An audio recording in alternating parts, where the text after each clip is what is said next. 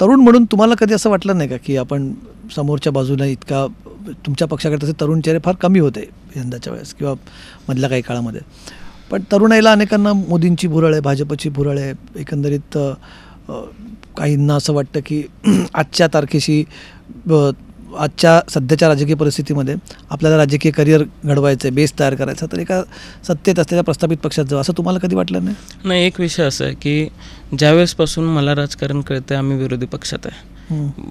लोकांचे प्रश्न सोडवणं ते विरोधी पक्षात राहूनसुद्धा आपण सोडवू शकतो, ही एकूण आबांची कारकीर्द बघितल्यावरच तुमच्या लक्षामध्ये येईल की विरोधी पक्षात राहून लोकांचे प्रश्न मांडता येतात, सोडवता येतात. आता सत्तेत असणं प्रत्येकाला चांगलं वाटत असतं, पण मला मात्र मी ज्या पद्धतीने भाषणं करतोय किंवा ज्या पद्धतीने भूमिका मांडतोय शासनाविरोधात किंवा सरकारविरोधात थोडंसं बोलायला मला आवडतं आणि त्या पद्धतीने मी बोलत गेलो. त्यामुळे कदाचित सरकार असतं तर बोलायला अडचणीचं झालं असतं, पोटतिडकीने प्रश्न मांडता आले नसते.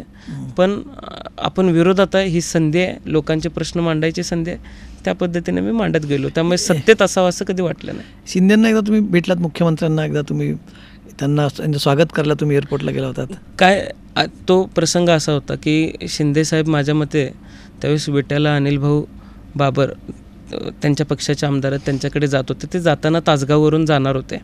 आता शिंदेसाहेबांचे आणि आबांचे संबंधसुद्धा सलोख्याचे होते. ते मुख्यमंत्री झाल्यानंतर वेगवेगळ्या कामांनिमित्त मी अनेक वेळेला भेटलो. त्या दिवशी मी कोल्हापूरला होतो, मी तासगावला जाणार नव्हतो. तासगावला सुमनताई थांबल्या होत्या, आबांच्या पुतळ्याला ते हार घालायला थांबणार होते.